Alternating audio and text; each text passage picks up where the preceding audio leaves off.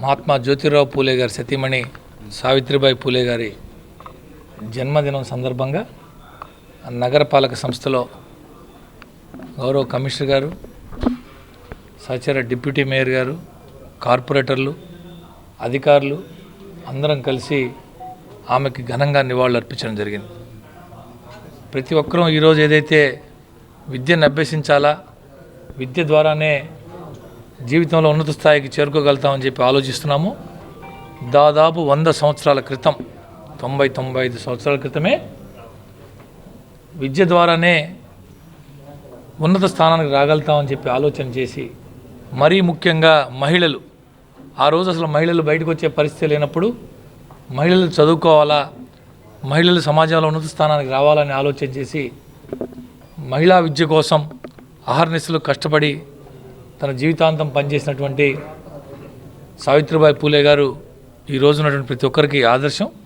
మరి మాబోటి యువకులు అందరం ఆమె ఆశయాలను ఆదర్శంగా తీసుకొని ముందుకు పోతామని చెప్పి ఈ సందర్భంగా తెలియజేస్తూ, ఆమె ఆశయాలు కొనసాగించేదానికి మా శక్తి వంచన లేకుండా పనిచేస్తామని తెలియజేస్తాం.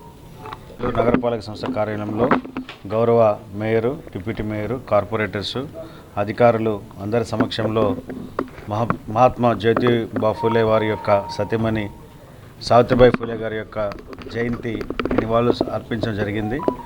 మనందరికీ తెలిసిన విధంగా సావిత్రిబాయి ఫూలే గారు భారతదేశంలోనే మొట్టమొదటి మహిళా ఉపాధ్యాయురాలు. అంటే భారతదేశంలో స్త్రీకి విద్యకి ఆరంభం చేసినటువంటి వారు సావిత్రిబాయి ఫూలే గారు. ఈ రోజున మహిళలు అనేక రంగాల్లో పురుషులకు సమానంగా రాణించగలుగుతున్నారంటే దానికి కారణం ఆనాడు సావిత్రిబాయి ఫూలే గారు వేసినటువంటి పునాదని చెప్పుకోవడానికి మనందరం ఈ రోజున సంతోషించాలి. అటువంటి మహనీయురాలని గుర్తు చేసుకోవడం, వారి యొక్క అడుగుజాడల్లో మనందరం కూడా నడవాలని, ముఖ్యంగా మహిళలందరూ కూడా వారిని ఆదర్శంగా తీసుకోవాలని చెప్పి ఈ సందర్భంగా తెలియజేస్తున్నాను.